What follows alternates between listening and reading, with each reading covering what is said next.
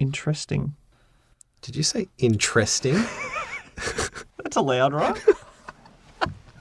That's how it's spelled, right? It's not interesting. It's interesting. What? Interest. Interest. You're interested in it. I'm interested in how this one's going to pan out. The Gaming Brothers! Podcast with Brendo and Jem. Well, although it is episode 59 of The Gaming Lovers this week, it is episode number 2 of the Gaming Brothers podcast. My lovely wife, Jem, is out of action, currently wandering in the desert in Arizona without Wi-Fi. Well, without reliable Wi-Fi. Well, you're out without Wi-Fi. It's the Gaming Brothers. I'm back. It's the good brother, Mr. Steve, who has decided to help out, attempt to help me decipher the confusing, muddled mess that was the Death Stranding trailer. How did your brain go comprehending that confusion? Well, I was at first hoping that just because I actually came back from the States same time as you, and I came back with the flu. Oh. So my mental capacity hasn't been great recently. So you just probably thought it was all just a fever dream then. Exactly. I think that's the best way to describe what I saw. Maybe you made more sense of it because your brain was running those alternative pathways with medication and... No, I didn't understand what was going on. There's babies in little sacks that you plug into. So, I don't know. I will try my best. I don't know, we're going to break it down bit by bit? Or... A bit later on, Hideo Kojima has done it again and, left us scratching our noggins. But first off, we always stick to the plan here on the Gaming Lovers podcast. It's time for gaming goals. Oftentimes we do sing a makeshift intro. Yes. But I'll save the singing in this episode for a little bit later. I have a little story to tell, and it does involve a ad-libbed song that myself and my good buddy the Falcon came up with. Oh, I'm looking forward to that. I'm glad I don't have to sing the jingle this time. Fantastic stuff. Since you are the guest, I'll be a gentleman and ask if you have actually played anything of note since the last time we caught up on the podcast. Well, since then, I think back then Overcooked 2 was about to come out. Is that correct? Probably. It's one of those things that doesn't seem like it's been that long. Well, there's been that many add-ons that have been released for Overcooked 2 over the last several months. So me and my wife have been playing that. The latest release was the Campfire one, and that was actually quite difficult.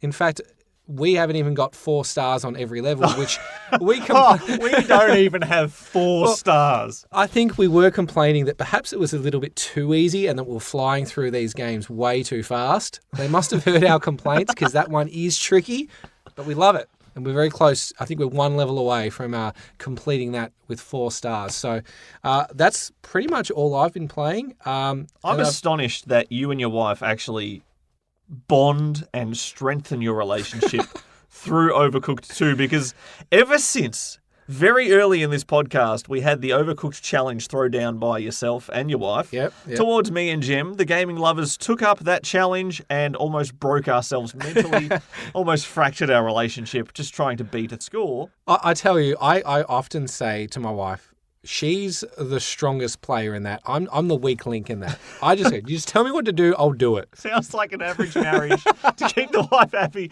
just say, you just tell me what to do. And I'll do it. And I'll be the weak link. And in 3 months' time, I'll just get around to doing it. Yeah, well, it's a strange thing, Overcooked 2. I have fond memories of that game because when we discovered it, we're like, oh, this is great for social gaming. To be fair, that little challenge did sort of sour me a bit on the series, and I do enjoy playing it, but I find if I'm not in the right headspace, it's definitely not the right game to try and play with a loved one, because they will soon become not so loved. Well, when we got back from the States, and a little bit of jet lag and a lot of flu, we decided we'd sit down and play it just to, we had nothing much else to do. Let's sit down and play this. And we actually played a lot better than I thought we would, given the conditions that we were in. So it's one of those games, even if you're not feeling well, you can jump on and you'll be surprised what you can actually do even though you are under the weather or jet lagged or whatever the case is. So we had a lot of fun. And yes, I might have got yelled at for doing something wrong. And I may have said, I don't know what you want me to do about 5 times. But we still managed to get through it. Other than that, there has not been much gaming. Other than I've played a little bit of Resident Evil 2. Mm-hmm. But as I tend to do, I just got distracted with other things, whether it be our trip or some other things, and I haven't finished that one off. So I have to get back into that one. I reckon I'm about 2/3 of the way through it from just remembering what the original was. So I'll have to get back to that and try to finish that off and not let that game just be forever on the backlog. Your autopilot Overcooked story does remind me of a time when I decided to set my alarm brutally early out of a pure social experiment on myself to try and play Guitar Hero with a horribly fatigued mind. I'm talking my alarm set for 5 a.m. I push OK, get on, turn on the Xbox and go straight into a song on expert difficulty. I'm playing Guitar Hero and have no conscious idea of what is happening. It's basically directly from eyes to hand. Communicating with my brain, just a passive observer, and I did quite well. So it's kind of amazing how you can use muscle memory on games like Overcooked or Guitar Hero, even when you're not feeling the best. Is that why so many bands just play while they're drugged out of their minds? All muscle memory. It's perfectly fine. We still put on a good show, right? Well, that's enough about me. And how about you? I saw earlier in the week you were playing some Hitman. Yes. We love some good Hitman action. Hitman 2, there's some games where they release content in larger chunks more sporadically if you have an expansion pass or whatever of that ilk. But Hitman 2 consistently is giving new opportunities, new challenges, new unlockables. And later in June, there's going to be an entire new sandbox level set in a bank. Or as the Frenchman who was on the reveal trailer said, Le Banque. Le Banque. That's French. It's good stuff. And yes, I did dive back into Hitman 2 a little bit this week. Elusive targets, you get one shot at them, and some of them are returning, which doesn't make much sense if they've been assassinated in the past, but we try not to ask too many questions. I love the elusive targets. When I played the first one, I completely botched it because of the pressure of, I can't mess this up. I am still 100% successful. 0 silent assassin ratings because I'm going for safety. I don't want to try and fudge it up by going on a very specific, no witnesses, no violence. Just take out the target. That's all. Hide the body. Nobody knows I was here. That's risky to do normally when you can save and reload. But when you remove that option, I don't want to take that chance. Sean Bean has to die. Oh. It's in his contract. Scene Bean. He was your target. Scene Bean returned. He was the original elusive target in Hitman 2 when it first launched. I jumped on the boat a month or 2 after launch, so I missed out on him. And thankfully, because he is Sean Bean, he dies many times and just comes back. It's what he does. His literal name in Hitman 2 is The Undying. I don't think I've seen a Sean Bean movie where he didn't die. It's in his contract. He has to contractually, he's like, no, this is a good script and everything, but I see I make it to the end. We need credits. to rewrite the ending. Now, I allocated 2 hours to this because when you do an elusive target, they're not highlighted with your little super special Batman Hitman vision. Yep. You have to track them down. You have to figure out when an opening is. And if you lose track of them, well, then you've got to find them again. It can take a long time to just set up the kill, whether you're trying to do it stealthily or just want to just shoot him in the head and run away, which I've done occasionally in some of these elusive targets because I'm running out of time. I need to go somewhere in 10 minutes. I guess I'll just get her done. Just try it. Now, I allocated a huge segment of time. 10 minutes later, I was done. Oh. And it was with success because I was afraid if I did finish an elusive target session in 10 minutes, it would probably be because I've mucked it up and been seen. Yeah, I think been seen as suppose. Should have seen Bean.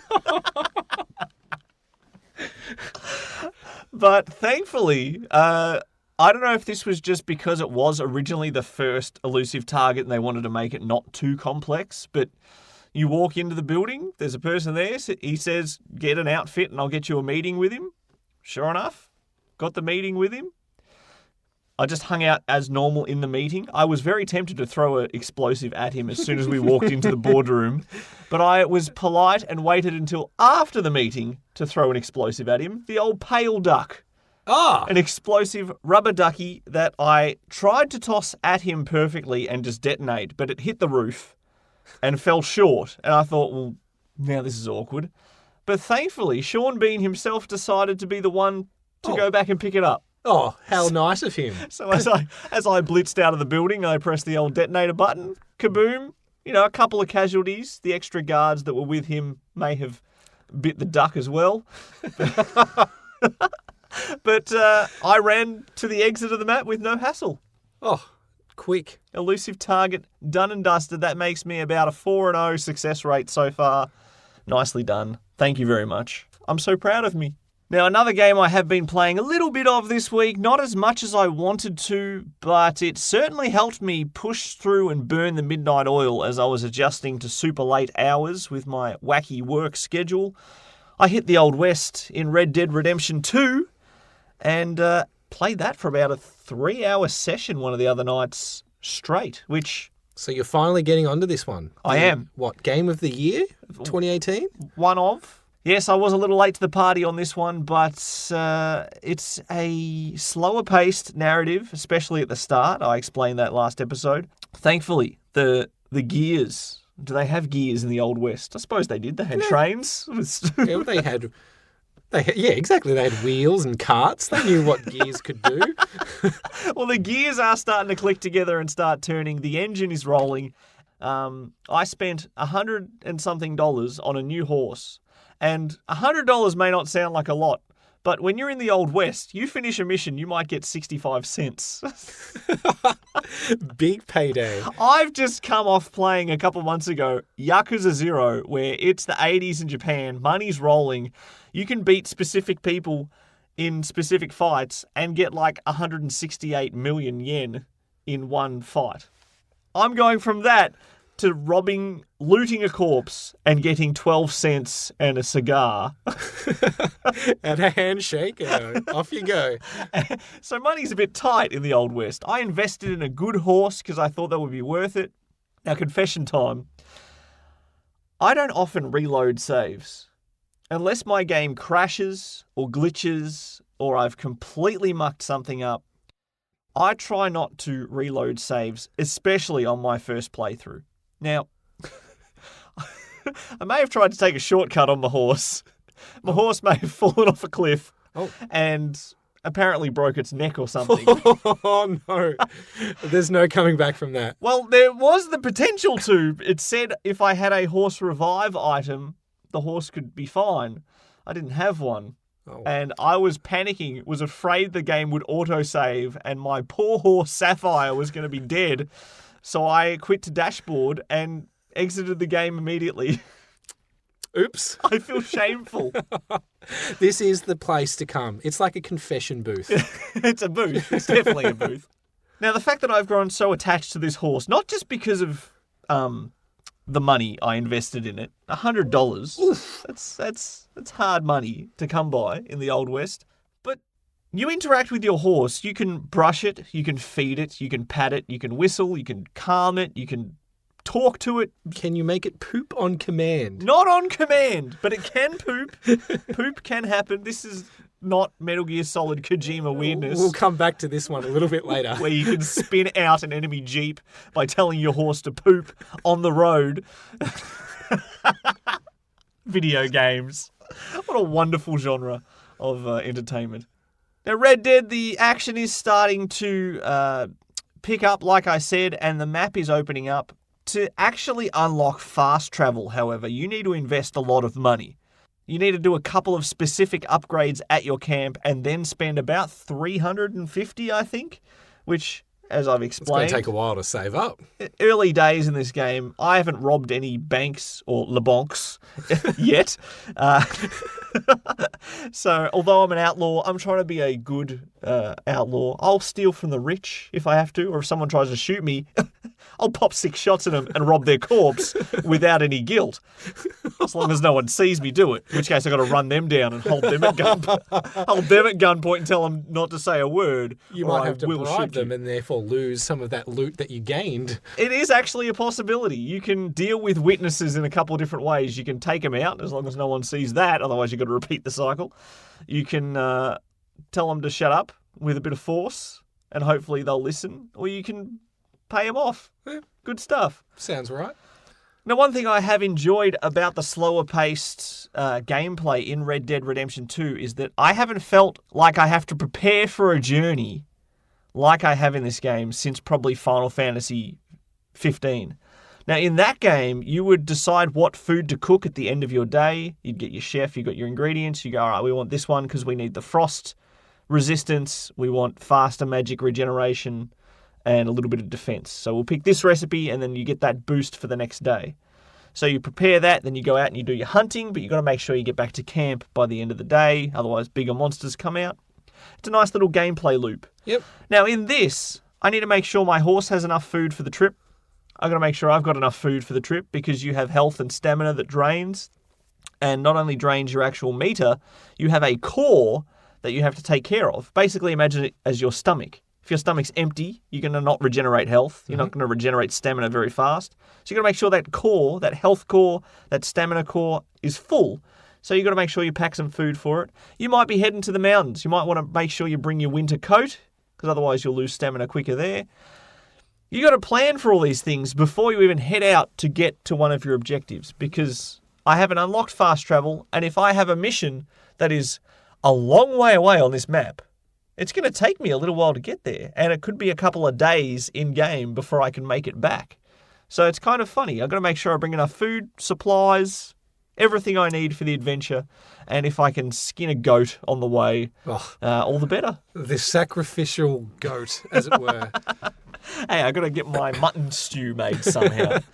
That's a pretty cool little addition there. Yeah, I kind of like it. If you want to just get in and get out with your gameplay in half an hour, you're probably not going to jive with Red Dead Redemption 2. But if I have those big 3-hour blocks, man, I can get lost in that game. And that time flew. I was still struggling a little bit with jet lag. We've been back for over a week.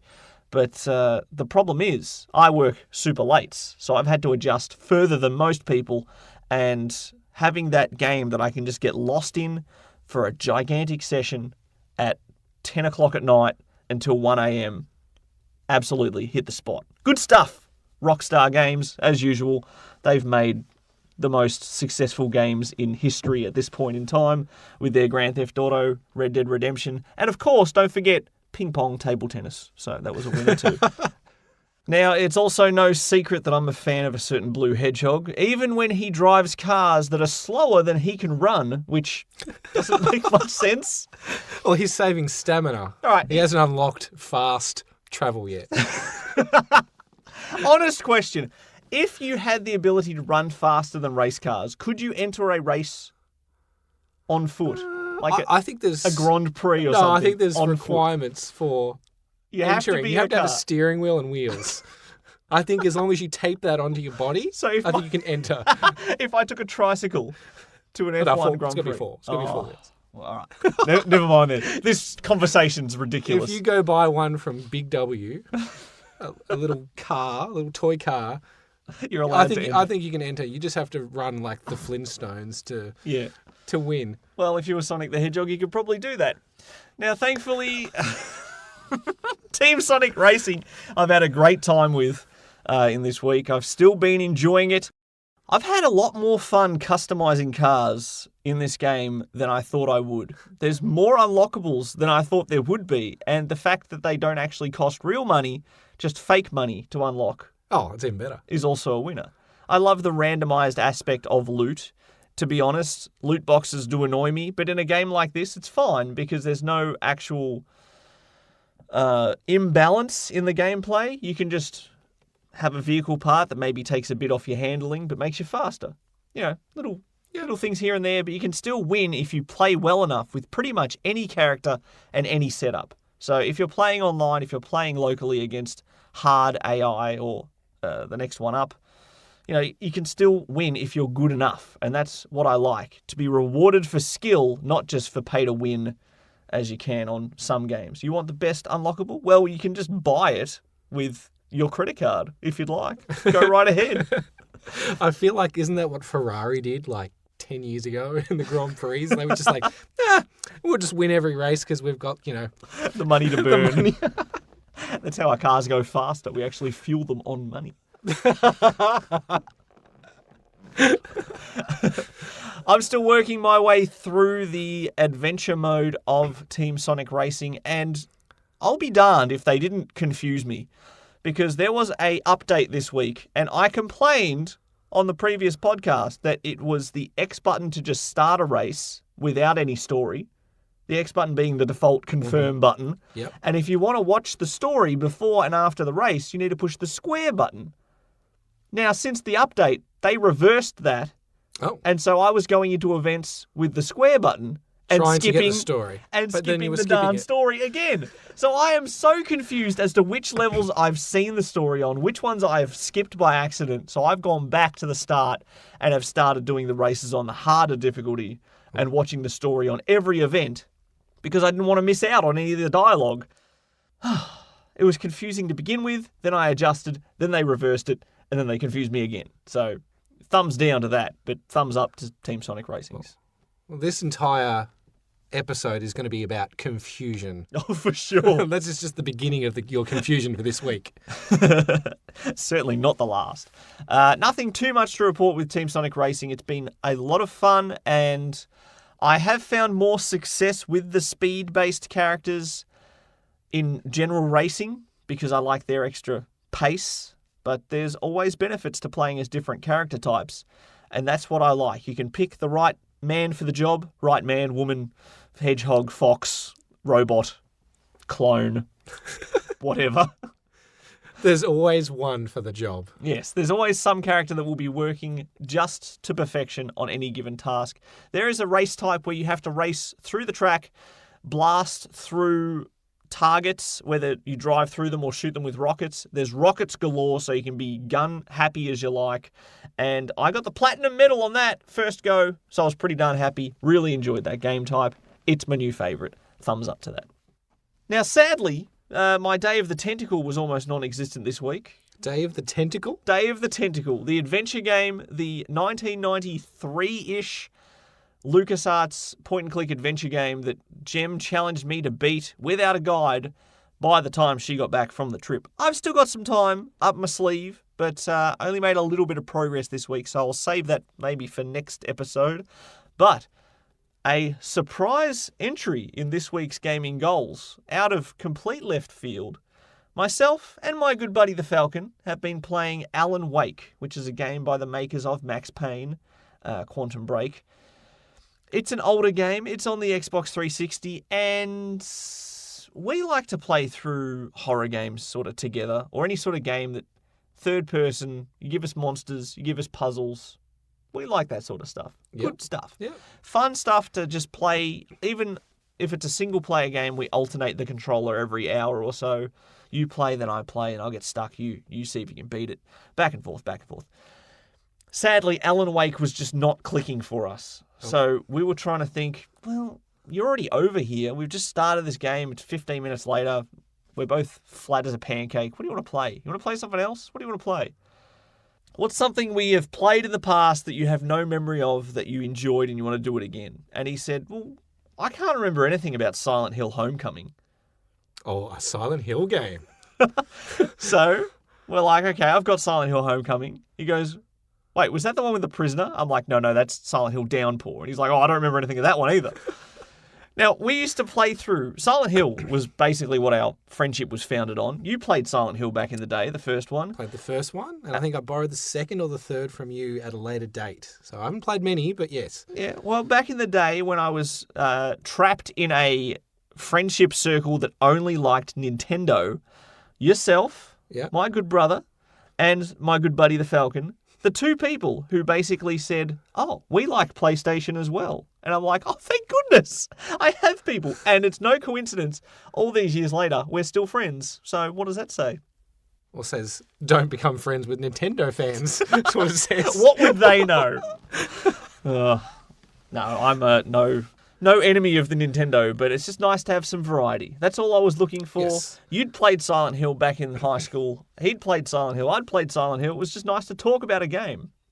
And since then, myself and my good buddy the Falcon, we loved Silent Hill, especially when it was good. Maybe not so much when the series went off a cliff. Wasn't Sean Bean in the movie? Did he die in that? Yes, he did. Did he die? Yes, he did. Yes. Spoilers, but we're preventing you from watching the terrible sequel, which is abysmal, and you shouldn't watch, even if someone stapled your eyelids open. Which just sounds like something they would do in that movie. It really does. It really does. Yeah, stay away from Silent Hill Revelation. Horrible movie. I've seen it 5 times. Well, Silent Hill, we used to replay the entire series every year. It was like an annual tradition. When there was like 3 games in the series, that's not too hard to do. Yep. 4 games, we still did it. It got above that, we stopped doing it. Yep. For 2 reasons. One, then you had 5 games to replay every year, and as adult life and responsibilities get in the way, that's basically your entire Nobody got time for that. That's your entire hangout schedule over 12 months. And secondly, by the time we got to the Xbox 360 era, it was a little hard to go back to that PS1 Silent Hill 1. Yeah, that is hard. That first generation of Sony PlayStation games don't age well at all. Control-wise, graphically, it's rough to go back to. But we took up the challenge. We decided, why don't we go through the entire Silent Hill series? Now, this is not going to be a weekly update on the gaming goals. Because there may not be much progress over week to week, I'm guessing. I work weird hours. He works even weirder hours. And so it's quite difficult for us to catch up for extended periods of time, but we're going to try our best to work our way through the entire Silent Hill series. So you're going all the way back to Silent Hill on PlayStation? Yes. So like 1999-ish release? Yes, correct, which is 20 years 20 ago. years. That's another reason we decided to pull the trigger on this. We decided 20 years, why not go back to Silent Hill 1? We dusted off the PS1. We found my copy of Silent Hill. We stuck in an old memory card that still worked. And Harry Mason is back on vacation. You from around here? Why don't you tell me what happened? What's your name? Harry Mason. I came here for a vacation. Harry Mason. I came here for a vacation. Harry Mason. I came here for a vacation. Harry Mason is I'm in back. town on vacation. Harry Mason. So yes, Harry Mason back in town on vacation. A game I've played so many times back in the day. I ran Silent Hill in 2003 without a guide, using only my memory in 47 minutes. Now, and that's not even the dodgy ending where you get the UFOs. And... No UFO ending on that. That's a story for another day. But it was kind of incredible because I don't think we've played Silent Hill 1 15 years, right? Probably about 15 years since I've played Silent Hill 1. I started that game, and speaking of muscle memory from earlier, I knew exactly where to go up until the school. I took over control and I said, right, we need the 3 keys to get through the doghouse, but you can't get the 3rd one until you find the note that says Doghouse, Levin Street. So we've got to make sure we go this way to save the most amount of time. And then you go to this, blah, blah, blah, blah. I was astonished. And it's something I've been curious about to see if that would still work. Now, it hasn't always been that smooth because we got through the school with a bit more problems than we expected. Mm-hmm. Certain doors are locked when you think, oh, I'll just cut through here. No, you got to go all the way downstairs, around, upstairs, through. Yes, yep. I remember it well. Some of the puzzles we didn't get stumped on, but we spent a bit more time than we probably should have for Silent Hill veterans. But our biggest issue came not with the graphics, surprisingly, Not with the controls, although they are the old tank controls where you push left to turn left, yes. right to rotate right, up to walk forward. Even if you're looking at the camera, in which case he walks forward, which is down, but you're holding up. Yes. It can The break- camera angle would change, and then like you'd walk backwards, and That can confuse you. But when we got to the Alchemia Hospital, yes, we searched everywhere for a blood pack. A blood pack is what we needed. We couldn't find the blood pack, and we were running back and forth checking every room to find a blood pack. You need it to distract some snakes that are guarding a key item. And so as insanity started to set in, as we did our 6th lap of the hospital, we decided to make a little song, which went a little something like this. If you see a key item up on the wall and a 4-headed snake, you need a blood pack. A blood pack, yeah, yeah. We're searching round the Alchemia Hospital, looking for some blood to get the snake away. Looking for some blood to get away. I got me a flower rose, it's as big as a ball, and we're heading on down to get some blood pack. Yeah, anyway, that's enough of that. Does it continue? We wrote most of the song. That was in the text exchange the night after that session. Insanity had set in, and it was actually in the room that I told him to look in first, based off muscle memory, but 3D polygonal blood pack on 3D polygonal environment, it sort of blended in. Did that not have like things that would shine? No. When you needed it. No, this is not shiny help. Ah. Now, we're also playing on hard difficulty because we decided to be the manly men we are and play on hard. I love that you're playing a game from 20 years ago just to get through like the whole series. Just to experience it. To make it harder on yourselves, you play it on hard? We like to play games on hard because we like to tease each other when we die. We keep death counts on a whiteboard when we hang out.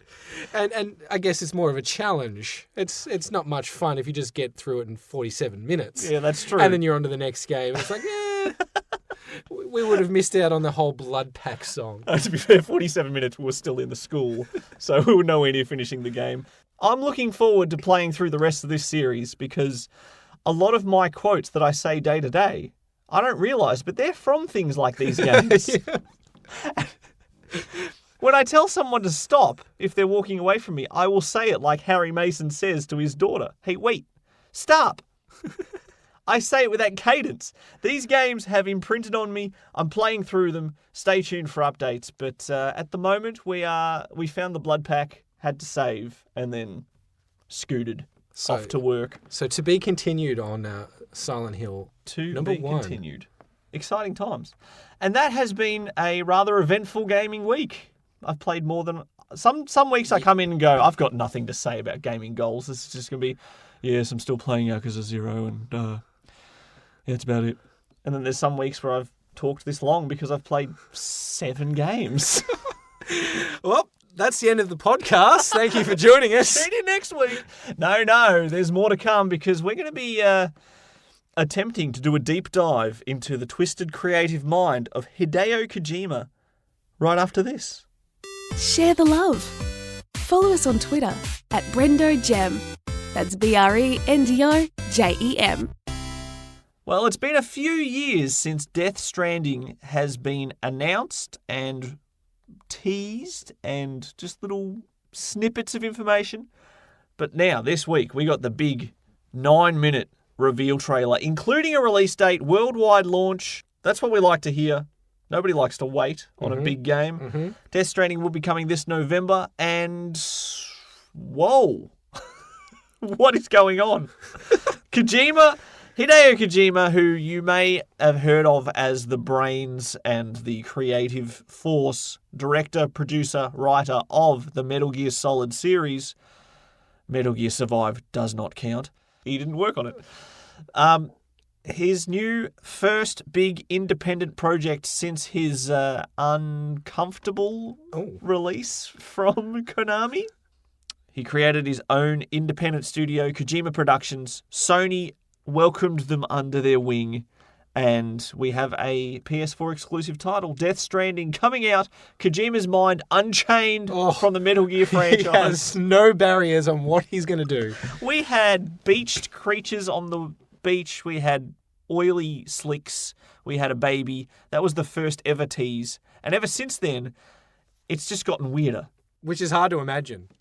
I don't know what it is about a baby in a game. Babies are kind of weird looking, and I think... What about it just in live? Babies are weird looking. They're tiny, and they're just bald and gooey and in a sack of goo. Sounds like me on my weekends.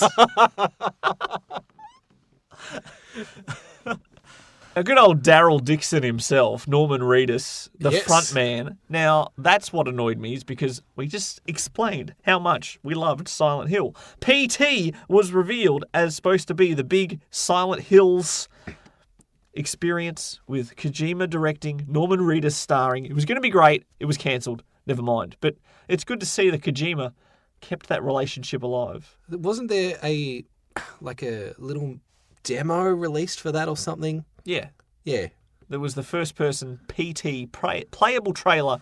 It has since been erased from existence on the PlayStation Store. Thankfully, I still have it downloaded. It will never be deleted from my hard drive because you can't get it back if it is. And that was the first question I asked you when you asked me, what did you think? Wasn't Norman Reedus in a game with Hideo Kojima before? Didn't they already do something? Yep, it was originally supposed to be a Silent Hill project. That got the axe from Konami because they hate money. And... Then they got rid of Kojima himself. And here we are, Death Stranding. We have babies being plugged into a spacesuit, basically. Yeah. Which allows you to see spirit creatures and avoid them, I assume. Like it gives you some sort of enhanced ability. I mean, I know I've heard of mothers having enhanced... I don't know, smells and things like that when they're pregnant. Enhanced smell. Are they giving the smells or receiving the smells? They can smell better. You didn't clear that up. Do they smell better, or do they have the ability? They have the ability to. Is their sense of smell is enhanced? Okay. Yes, their sense of smell. That took a while to get through. Now, the most important... They might actually smell better as well. I don't go around sniffing pregnant women. Although my wife is pregnant at the minute, maybe I'll go home, give her a good sniff. The most important gameplay improvement of all time. You have an extendable ladder that you can pull out at any time. You just pull out of nowhere. Just out of the backpack, stick it on the ground, it extends to the heavens. It's a pretty big ladder. I need to climb up that tree. How am I going to do it? Oh, ladder. You get the baby to anchor it so it doesn't slide. And up you can climb. I love games that have creative ways to allow you to explore anywhere. If you can see somewhere, you can probably get to it. I like those sort of games. And this looks like it'll be no different. Yeah. Well, you also had the anchor to climb down. You could have used the ladder, I suppose, but no, anchor. Good stuff. There's climb just something about that verticality. When I played The Legend of Zelda Breath of the Wild, I'm used to playing Legend of Zelda. You're in a canyon and you walk through the canyon, that's it. But Breath of the Wild, you can climb up the wall if you have enough stamina. You can get anywhere. Well, we know how big the open world was in Phantom Pain. All big. Imagine how big this one's going to be. At least as big, right? Presumably. It had a variety of ecosystems shown. There was a bit treading through some quite realistic looking snow. You had forests and plains. And I always love stealthily sneaking through that long grass. That's it. For me, that's like a Metal Gear favourite. Just hiding there. No, just going to camp out here for a bit. Everyone knows if you are squatting in grass, you cannot be seen. No, the grass just grows through you. Now, you're not quite as an intense gamer as I am. It seems with every reveal trailer that comes out, Brendo's mind goes, oh, I want to play that. Oh, I want to play that. Oh, I want to play that. We got a horror game. We got an adventure game. We got a fighting game. I want to play all of them. You're not quite as intense, but you do have a big history with Kojima. I do. Do you think you'll give this a spin? Well, generally what happens with games these days is often you'll buy it and go, you have to play this game. And I generally borrow it. And if I get the time, I play through it. We did with Detroit, Become Human. Yep. We also did it with A Way Out. Both me and Melissa co-opted that one, which was a great game to play together because you weren't just having someone watch you play, you're playing together. Yeah, it's a big difference when you're a spectator on the couch Correct. and you actually are participating in the narrative yourself. That's good stuff. But I do know that these games are a long story to it. There's a lot of other things that you can go and do as little side bits here and there. I would like to say I'd like to play it. I just don't know at this point until probably you play it and give me the Brendo stamp of approval. And if I get the time, knowing that there is another bub coming, which may enhance my abilities. If I can plug in. Maybe you can smell better. Well, hopefully I don't smell better when the baby comes because generally there's lots of poop and spew. That's not what you want. But I'm intrigued at the very least to hear about the game. But I hope to play it. Put it that way. I'm not going to promise to play it and then not live up to that. Mr. Steve, the good news is the game is incredible. You have to play it. The bad news is it takes 140 hours to play. Is there just a movie I can watch? Condensed version? That's only 82 hours. Now, we have still got quite a bit of learning to do as far as understanding what is going on in this game. There's obviously going to be an overarching narrative that will probably be quite involved if you know anything about Kojima. From what we can tell, the United States is just... Yeah, what is it? I don't know. It's just You've got some sort of... They've got some problems because they're trying to rebuild or something, and even the president's just like trying to get you to stay focused and keep the faith of rebuilding. And Norman Reedus is too busy doing his ponytail to figure out what he's doing. It's pretty much Daryl from The Walking Dead. Let's face it. It's the same guy. If you need a beloved hero, you just get Daryl Dixon on the phone. Yeah. What's your thought on the characters being themselves? Like, obviously he's not Norman Reedus in the game, but Yep. he's got his face. Yep. For all intents and purposes, it's him. Do you like that or not like it? I like it. Personally, I like it. I feel like I'm watching a movie now. I do like it. It's always an interesting thing, even in movies. You know, you'll have Dennis Hopper, and you're like, well, he's a bad guy. Yeah. For starters, he's a bad guy because he's always a bad guy. Yeah, pretty much. But it's just like, if you're watching any other movie, sometimes you can think, oh, he's just the bad guy from Speed again.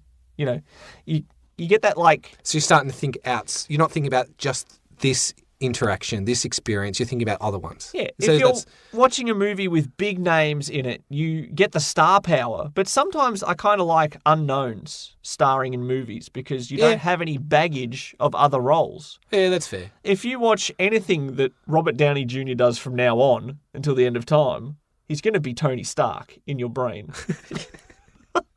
You know what I mean? And you get that now in video games as well because the actors are in the game. Face scanned, facial capture, voice performance, it's all there. And whether that's a good or bad thing, like you said, I kind of like it as well because it's like they can do things that they can't do in real life and it looks better sometimes. And I guess I liked it in Until Dawn when I was playing that. I'm like, hey, I know these guys. oh, it's Mr. Robot. So I think I liked that because I'm like, yeah, I recognize them. I feel like, I don't know, I feel like I'm watching a movie a little bit more, like more of an interactive movie.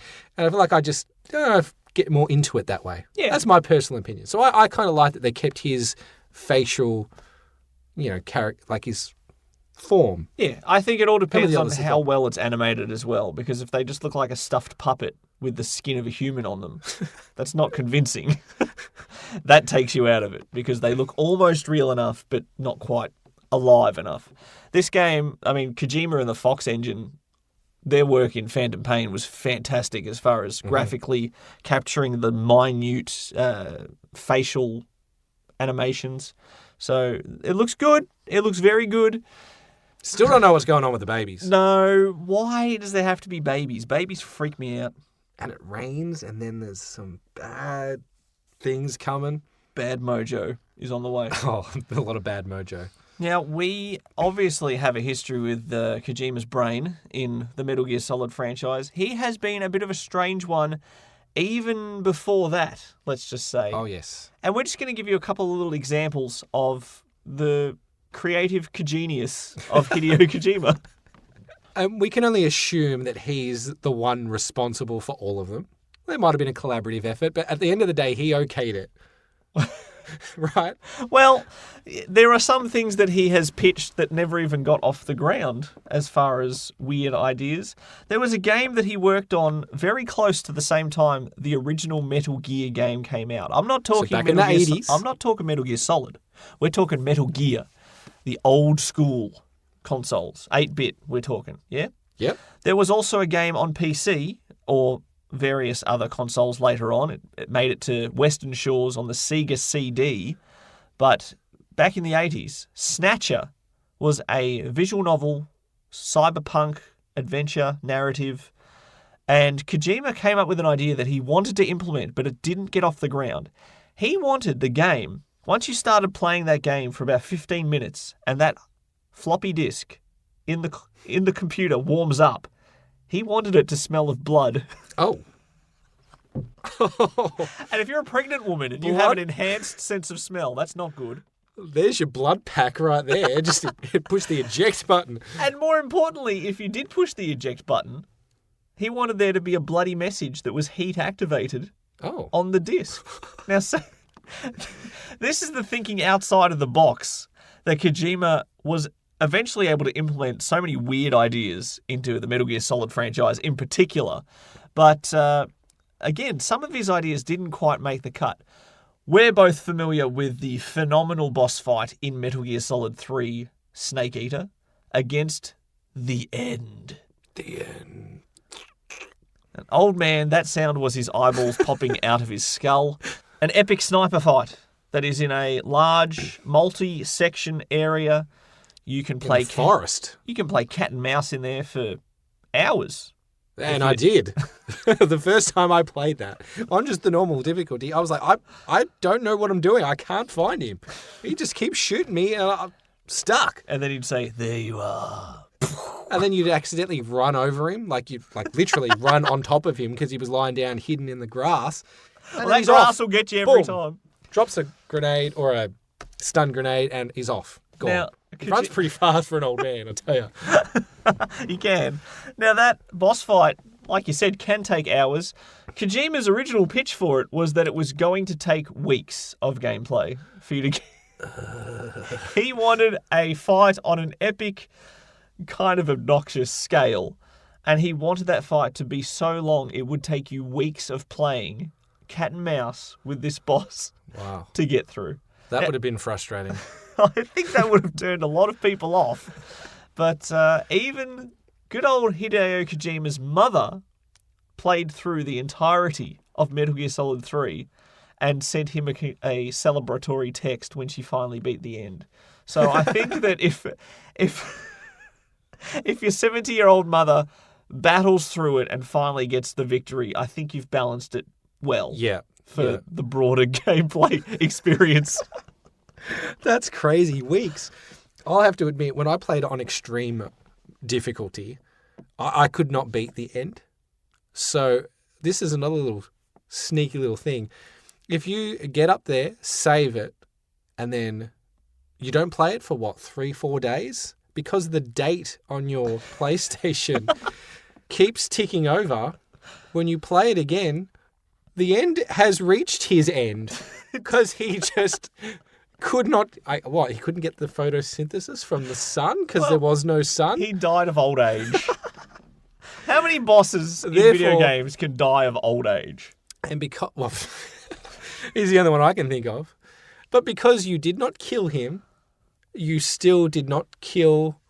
You killed him. Well, you beat him by effectively stunning him in the sense of the game. Non-lethal? Non-lethal. Guilt not on your hands. Guilt not on your hands. Therefore, you can continue to get the Foxhound rank that I finally got.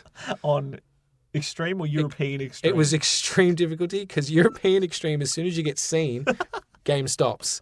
That was too frustrating. Even though I guess I would have to quit every time I got seen. But to maintain your extreme foxhound rank. Yeah. Got there in the end. That's a story for another show. And if waiting for an old man to die of natural causes is too frustrating for you, after one of the cutscenes, he's getting wheeled away from the meeting in a wheelchair. You can snipe him in the head twice and kill him before the fight even begins. Yes. And then you just have to take on a group of Ocelot soldiers instead. Which, okay, maybe a bit quick. You can still do quicker than the end. We'll see. One for me that I found so mind-boggling at the time was in Metal Gear Solid, so the 1998 release. Mm-hmm. Boss fight against a Psycho Mantis. Yes. Here's a weird one for you. It's iconic. You cannot beat him when you've got your controller plugged in the left because he can predict what you're going to do.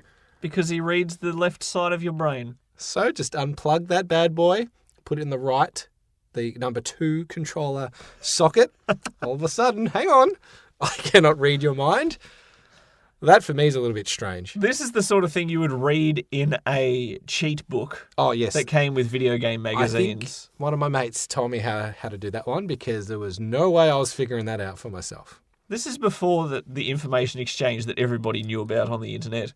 If you didn't have a cheat code or a guidebook or a friend who had beaten it, might have been a very frustrating fight. But eventually the codec support crew in Metal Gear Solid do actually give you some advice on how to do that. Maybe try it because he's reading the left side of your brain. Maybe if you can work with the right-hand side. Is there any way to control yourself with the right-hand side?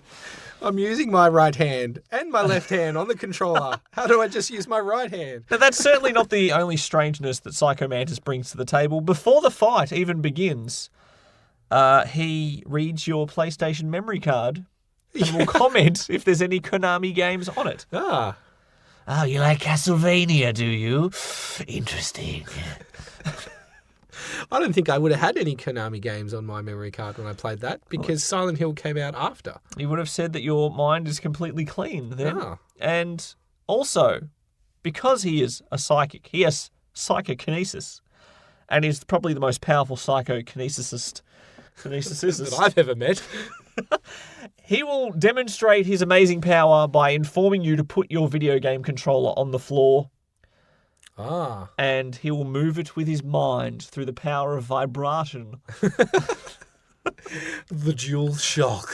Now, for a video game that is immersive, cinematic, you've got incredible cast and voice acting and dramatic camera angles.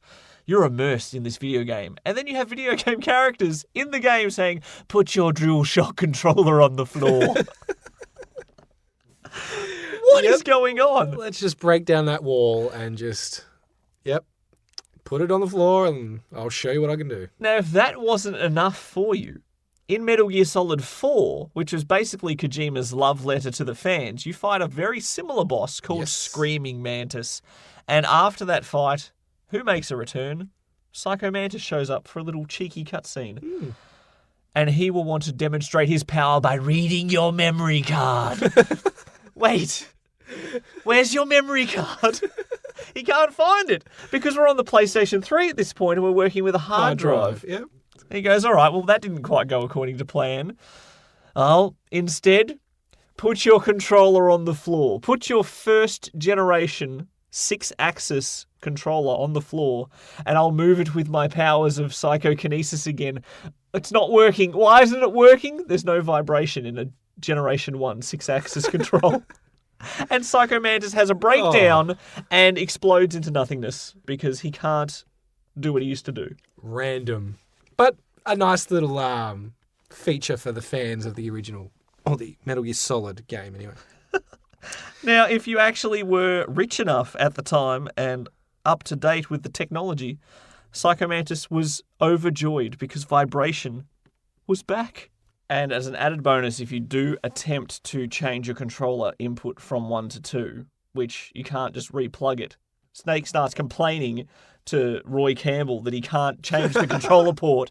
If you actually just reconfigure your controller's wireless settings to be controller 2, Snake will freeze, obviously, because you can't control him anymore. A codec call comes in, and they're saying, that's not going to work, Snake. And he's like, no, why not? A whole argument goes on about whether you can change a controller or not in the middle of a video game. I love how they thought of all the things that you might try. Well, we've got that covered. Thought of it all. They thought of everything. How strange is that? Speaking of strange, is there any reason, just quickly, why a character with diarrhea consistently makes it into every Metal Gear Solid game? No matter what generation. Game set in the 60s, we'll make it happen. Hey, look, diarrhea is a generational DNA issue. It's hereditary. It is hereditary. Hey, my father has had it, my son has had it, and on it will go. It's a good chance. Now, in one final little twisted, weird tale of Kojima's mad antics, thankfully he's in the video game industry and not a mad scientist, because, boy, we'd all be in trouble then.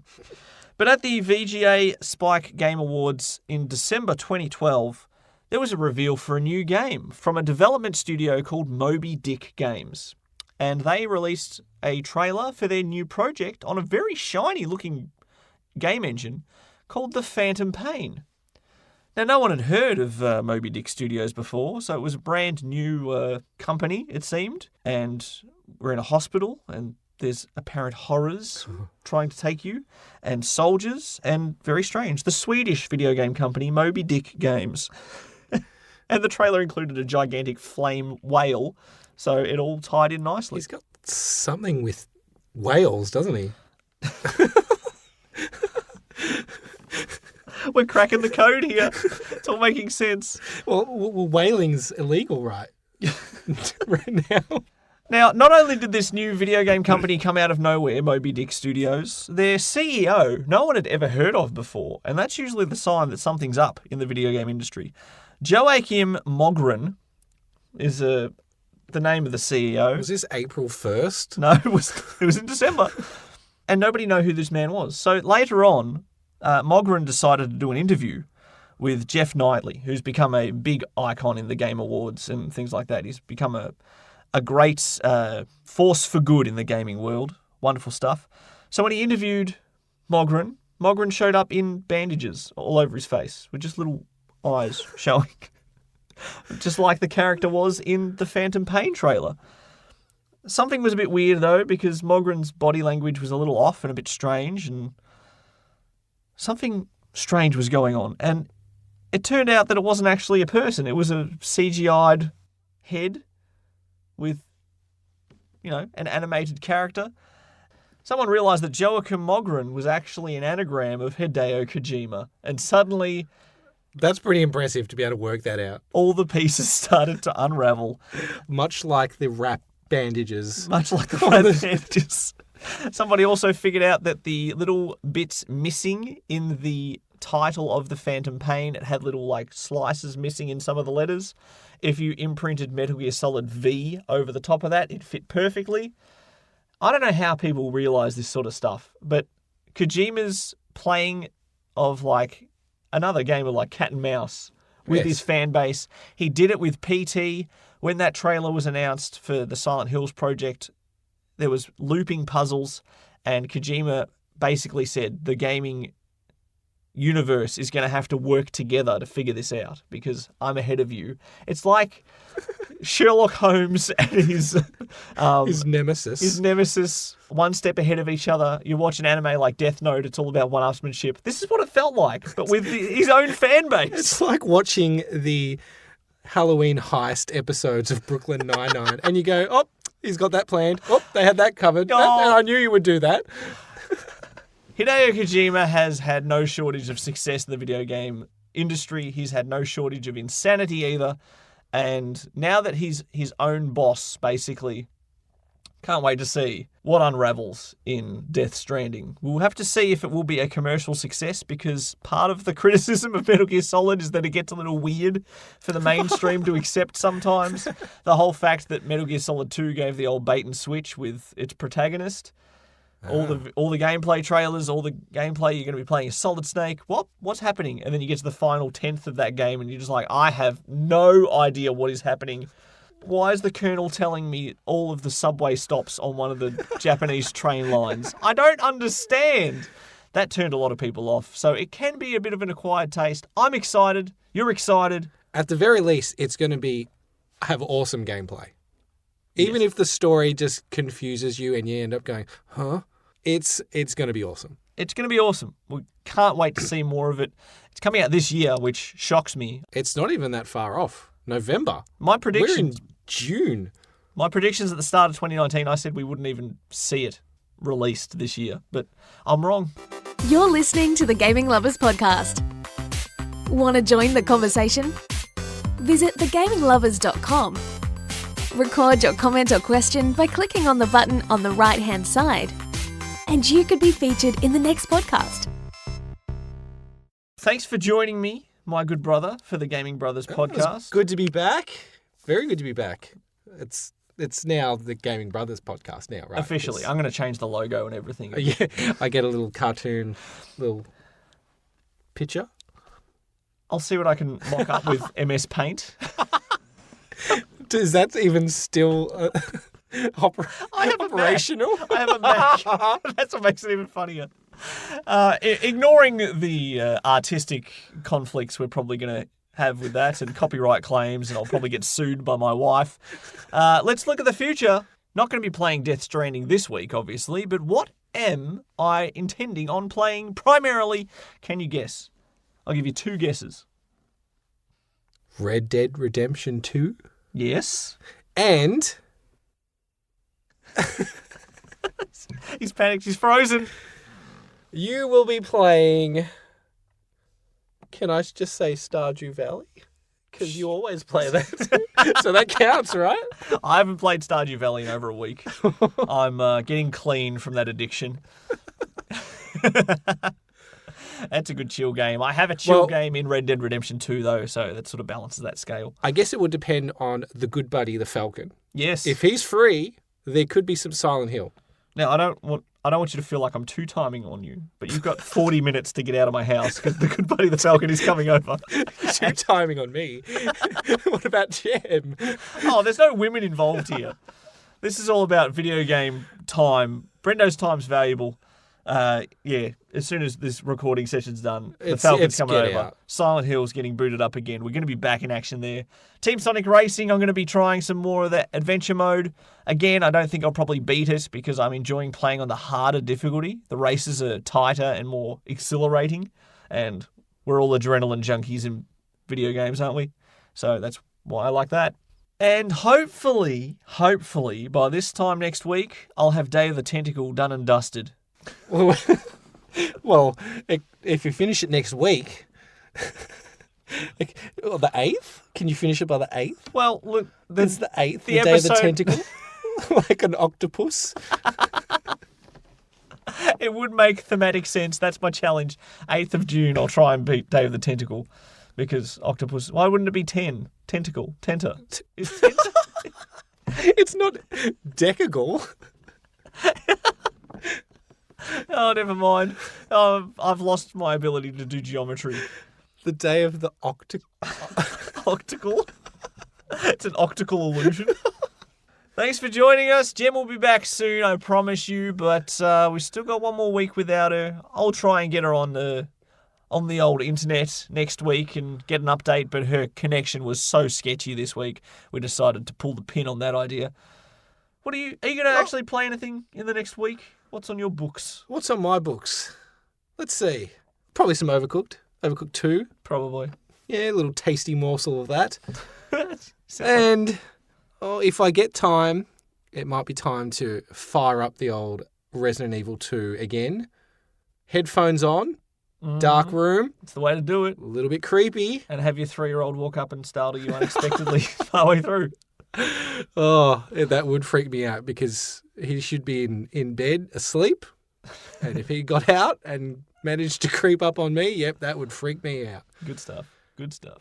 Thanks again for listening. Tune in next week for another exciting episode of the Gaming Lovers podcast. Hopefully my brain won't have melted into oil Oh, speaking of Overcooked, before we go, I wanted to get your impression on those few video game trailers I've sent you, which do look a little bit like Overcooked. You've got one for moving out. The one, yeah, it's a renovating one, isn't there? Yeah, there's one for furniture removal, which obviously you park your truck over a rickety bridge with sharks underneath it, as you do. Sometimes you can't get the good parking spot. There is also the renovation one where you have someone can only refer to the plan at any given time. Yep. So you have to try to say, no, that floor is not supposed to be that colour. It's supposed to be orange.